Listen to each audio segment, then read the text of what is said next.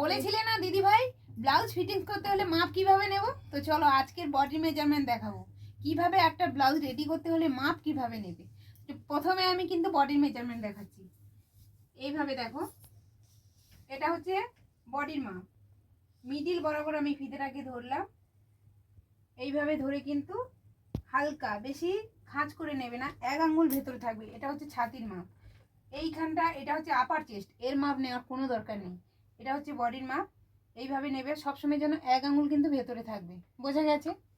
এবার আসছি আমাদের এই যে ঝুল, এই যে কানের সাইডে মিডিল, কাঁধার যে আমাদের মিডিল জয়েন্ট সাইড, সবসময়ের জন্য কেউ ব্লাউজ কেউ চুড়িদার পরে থাকে, তো এর যে জয়েন্ট সাইডের মিডিল এইখানটায় ফিতেটাকে ধরলাম, ধরে বডির ওপর দিয়ে নেব না, সাইড দিয়ে, এইভাবে সাইড দিয়ে নিলাম।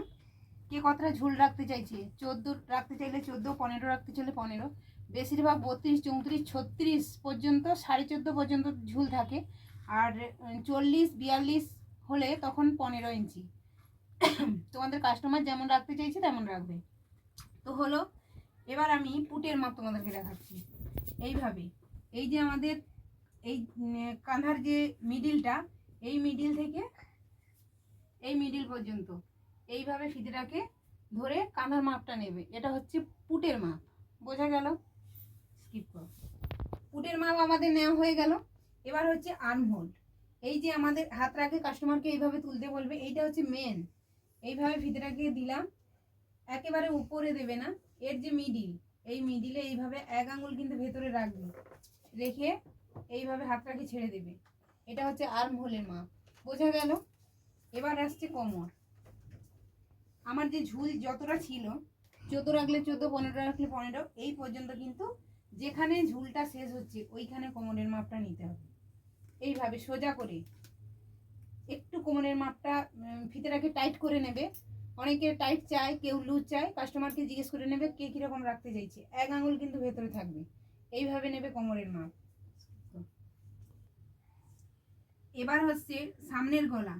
এই যে আমাদের মিডিলের এইখান থেকে ফিতেটাকে ধরলাম, ধরে এইভাবে এইভাবে বাঁকাতে হবে না, সোজা স্ট্রেট রাখবে। কাস্টমারকে বলবে 4, 4 হলে এতটা আসছে, 5 হলে এতটা, 6 হলে এতটা, কতটা নিতে চাইছে পারফেক্ট সেটা এইভাবে কিন্তু নেবে। এইভাবে বেঁকিয়ে নেওয়ার কোনো কি দরকার নেই। বোঝা গেল? এবার হচ্ছে আমাদের হাতার লম্বা। কাস্টমার কত রাখতে চাইছে হাতার লম্বা।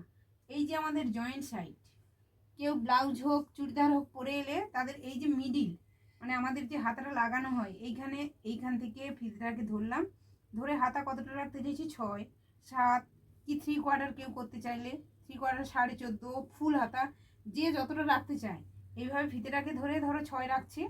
6 হলে এইভাবে এইখান থেকে যেখান থেকে শেষ হচ্ছে এইখান থেকে ফিতেটাকে ধরলাম, এটা হচ্ছে মোহরি, 1 আঙুল এইভাবে ভেতরে থাকবে। 8, এই রকম করে কিন্তু মাপ নিতে হয়। বোঝা গেল? এবার আসছে আমার পিঠের ঝুল, কে কতটা পিঠ রাখতে চাইছি। এই মিডিলে ফিতেটাকে ধরলাম, ধরে এইভাবে করে নেবে, কতটা রাখতে চাইছি, 7 হলে এতটা, 8 হলে এতটা, এইভাবে বেঁকিয়ে নেওয়ার কোনো কিছুর দরকার নেই, সোজাই নেবে। বোঝা গেছে? পিঠের মাপটা যেটা হচ্ছে দেখালাম। অনেকে আবার কি করে বলো তো, কাস্টমার এসে বলে দিদি ভাই আমার কিন্তু 2.5 পিঠ রাখবে, আমার 3.5 রাখবে। তো যখন 3.5, 2.5 করবে, এইভাবে নিলে কি আসছে 7, 8 এইভাবে আসছে, তখন আমরা একটা ব্লাউজ নিয়ে দেখাই যে পিঠের যে ব্লাউজের যে পিঠটা কতটা আছে, এইটা ফিতে দিয়ে দেখাই। এটা হচ্ছে আরও একরকম প্রসেস। এইরকম দেখালে কতটা, যে এখানে আমার 2.5 করে দাও কি 3 করে দাও, এভাবেও নেওয়া যায়। কিন্তু এটা হচ্ছে এইভাবেও নেওয়া যায় যে কে কতটা রাখতে চাইছি। 9 করলে এতটা, তখন পিঠ আসছে আমার যদি 15 থাকে, তারপরে বাদ বাকিটাই থাকবে পিঠ। এইরকমও নেওয়া যায়। এদিকে বলো, মেন যেটা তোমাদেরকে দেখাবো বলেছিলাম, পয়েন্টের মাপ। এইভাবে মিডিলে ধরে আমাদের যে বডির যে মিডিল, এইটা হচ্ছে পয়েন্টের মাপ। কারো 10 আসে, কারো 9 আসে, 9.5 আসে। এই যে বডির যে মিডিল, এটা হচ্ছে পয়েন্টের মাপ, এটা হচ্ছে মেন। এইভাবে কিন্তু মাপ নিতে হয়, পয়েন্টের মাপ। বোঝা গেছে? তো চলো, তোমাদেরকে আজকে মাপটা দেখালাম, কালকের কিন্তু আমি তোমাদেরকে কাটিংটা দেখাবো, কিভাবে মাপ নিয়ে ব্লাউজটা কাটতে হয়। আজকে মাপটা তো দেখালাম, কাটিং কিন্তু কালকে দেখাবো। বেশি বাড়াবো না, চলো।